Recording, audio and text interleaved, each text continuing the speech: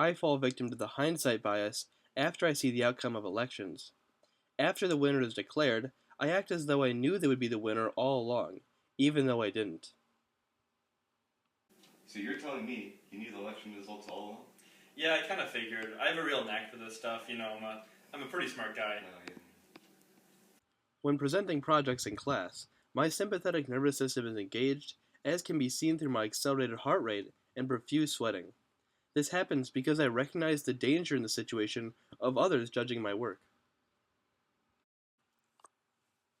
My amygdala is engaged when I perform poorly and others throw things at me, causing me to become very angry.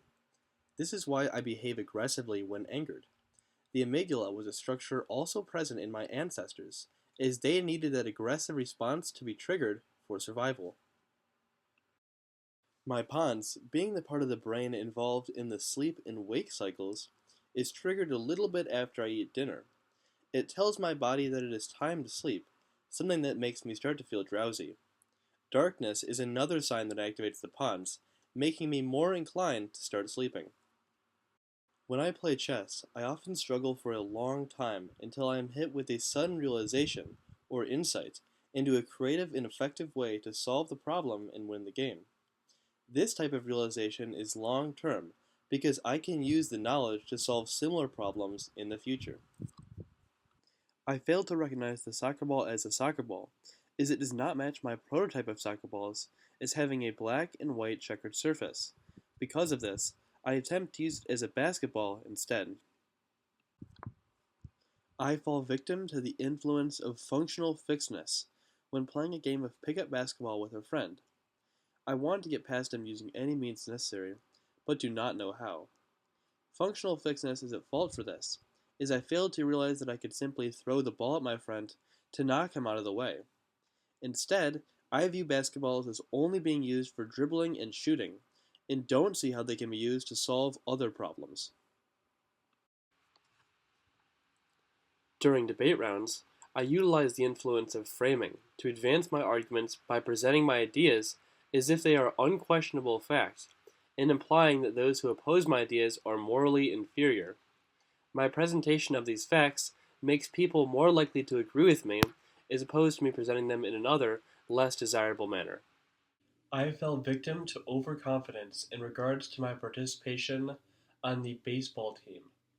By this I mean that I was overly sure of my abilities, and as such felt less inclined to get a large amount of practice in before tournaments. I paid the price for this overconfidence when I went on to lose to people who had put in that extra practice, showing me the importance of always second guessing my preparation. I discovered the effects of social loafing when engaging in group work in class. Everybody, including me, feels as though the responsibility to complete a project falls on the other group members, and as a result, nobody does the work necessary in order to complete a quality product. This is something that can be combated through improving organization to designate specific tasks to specific people. My daily functioning varies depending on where I am. When in debate rounds, overconfidence and framing of the situation, along with the stimulation provided by my amygdala and sympathetic nervous system, make me aware of the stakes and eager to be a more fierce competitor. My future functioning will be assisted by the many prototypes that I have developed knowledge of, and limited by my tendency to fall victim to the hindsight bias. Throughout all of this, my pawns will be utilizing external cues such as lighting to regulate my sleep and wake cycles. I will also attempt to diminish the influence of social loafing and functional fixedness in my life because they limit group work and problem-solving skills respectively.